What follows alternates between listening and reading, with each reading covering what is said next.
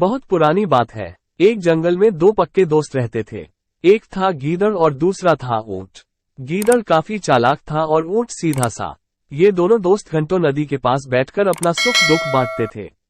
दिन गुजरते गए और उनकी दोस्ती गहरी होती गई। एक दिन किसी ने गीदड़ को बताया कि पास के खेत में पके हुए तरबूज हैं। ये सुनते ही गीदड़ का मन ललचा गया, लेकिन वो खेत नदी पार था।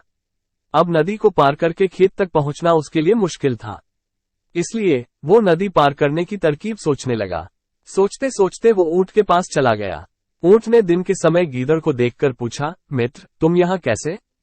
हम तो शाम को नदी किनारे मिलने वाले थे। तब गीदड़ ने बड़ी ही चालाकी से कहा, देखो मित्र, पास के ही खेत में पके तरबूज हैं। मैंने सुना है तरबूज बहुत मीठे हैं। तुम उन्हें खाकर खुश हो जाओगे, इसलिए तुम्हें बताने चला आया। ऊंट को तरबूज काफी पसंद था। वो बोला, वाह, मैं अभी उस गांव में जाता हूँ।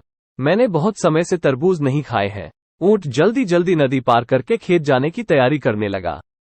तभी गीदड़ ने कहा, दोस्त, तरबूज मुझे भी अच्छे लगते हैं, लेकिन मुझे तैरना नहीं आता है।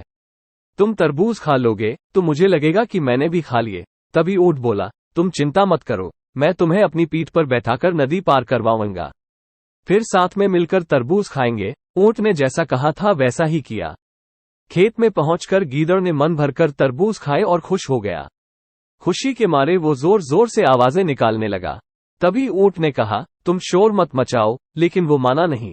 गीदड़ की आवाज सुनकर किसान डंडे लेकर खेत के पास आ गए। गीदड़ चालाक था, इसलिए जल्दी से पेड़ों के पीछे छुप गया।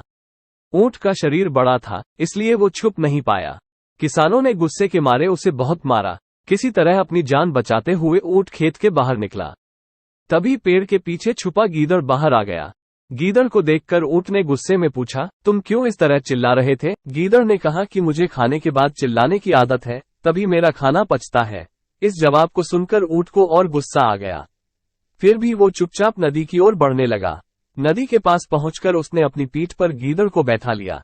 इधर ऊंट को मार पड़ने से मन ही मन गीदड़ खुश हो रहा था।